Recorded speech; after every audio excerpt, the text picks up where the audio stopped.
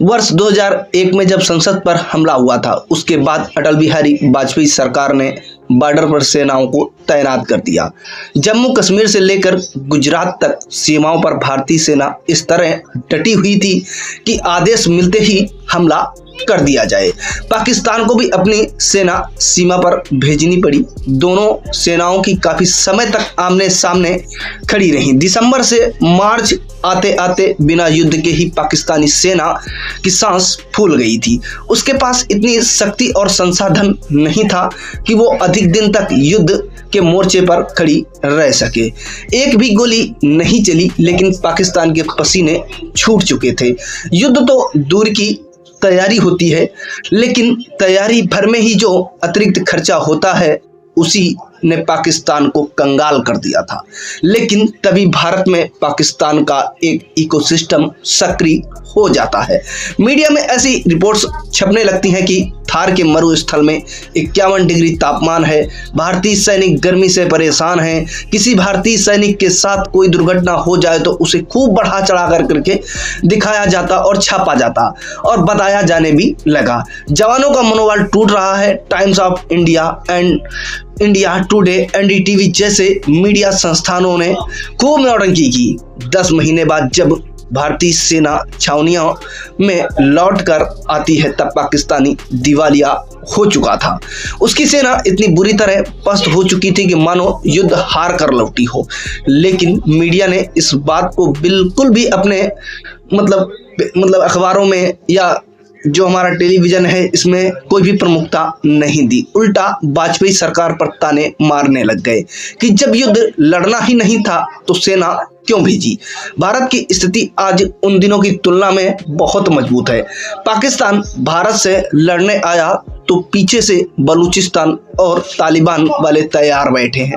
चीन अमेरिका के साथ में टैरिफ वार में व्यस्त है, लेकिन जिस प्रकार से राजनीति और मीडिया का एक वर्ग युद्ध की हुंकार भर रहा है, वह संदेह पैदा करता है कि कहीं यह कोई जाल तो नहीं, युद्ध का जाल जिसमें भारत को फंसाया जा सके ताकि उसके आर्थिक विकास को पटरी से उतारा जा सके। वैसे ही जैसे रूस को यूक्रेन के साथ में फंसाया गया और रूस जैसी महाशक्ति आज अपने सारे संसाधन यूक्रेन जैसी फटीचा देश पर बर्बाद कर रहा है। भारत एक आर्थिक और वैश्विक महाशक्ति के रूप में उभरे ना अमेरिका चाहता है, ना ही तो यूरोप और ना ही चीन और ना ही भारत के अंदर बैठे उनके एजेंट। वे चाहते हैं कि सीमा पर युद्ध हो और देश के अंदर गृह युद्ध। कुछ दिन पहले ही इसी तरह से बांग्लादेश में हिंदुओं की हत्या करके भारत को हमले के लिए उकसाया जा रहा था। मणिपुर को महीनों तक जलाया गया। उससे पहले सीए और किसान आंदोलन की आड़ में गृह युद्ध भड़काने के लिए प्रयास हुए।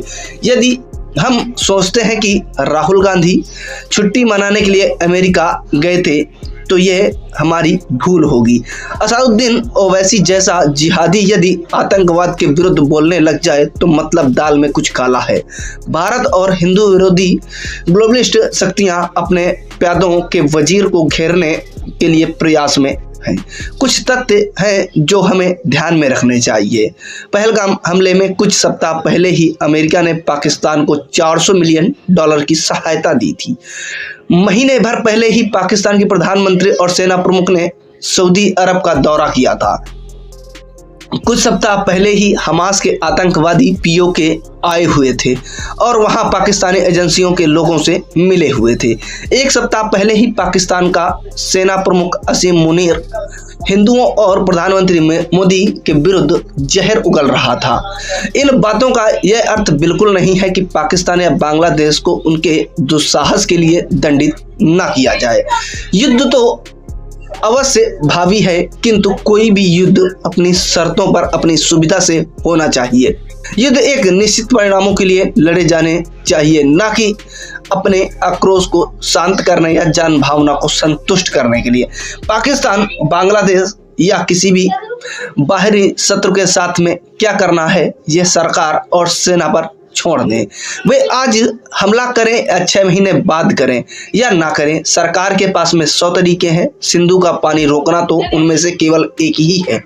हमारे लिए केवल इतना पर्याप्त है कि हम अपने गली मोहल्ले कॉलोनी सोसाइटी के आसपास आधे मोर्चे में शत्रुओं पर कड़ी नजर रखें। उन राजनीतिक दलों पर भी नजर रखें जो वोट बैंक के लिए निश्चितता की सारे सीमाओं को लांघ सकते हैं। चैनलों, अखबारों से लेकर के यूट्यूबरों तक की एक बड़ी लश्कर उनके पास में उपलब्ध है।